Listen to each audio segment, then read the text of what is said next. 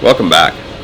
That is Santorini in the background, and I'm on a Greek cruise, so you will hear both a lot of noise and a lot of people in the background, and I apologize for that in advance.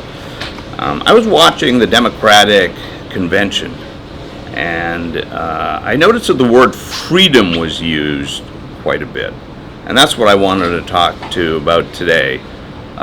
Is what does the word freedom mean, right?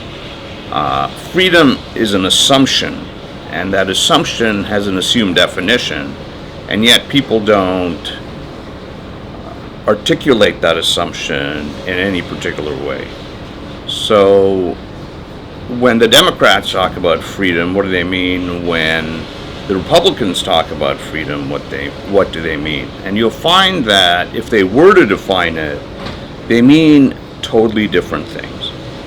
So the concept of freedom, in my opinion, that was best defined was by a guy called Isaiah Berlin, who was this political philosopher who wrote this fantastic tome called, it's actually an essay, it's not much of a tome, it's called On Liberty.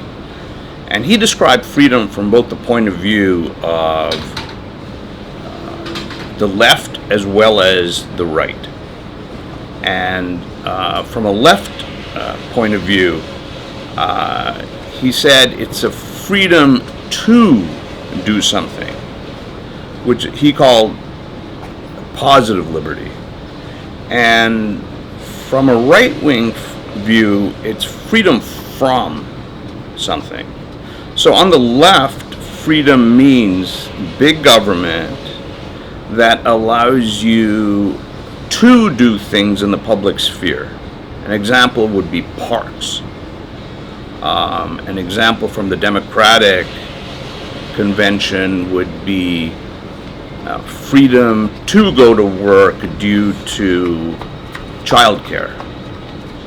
From the right, the perspective is freedom from. So the focus on the liberty of the individual rather than public goods. And an example might be freedom from big government to protect one's gun rights, or freedom from the government in constraining free speech.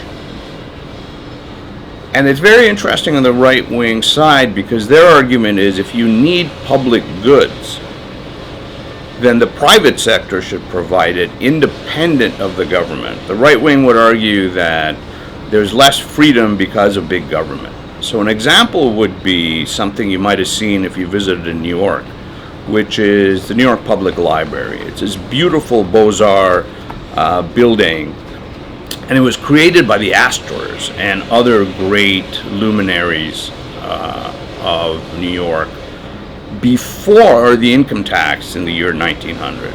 So there's an example of somebody who doesn't get taxed, has too much money to spend, uses the surplus for public good, and provides public goods, but without the government forcing them to through taxation.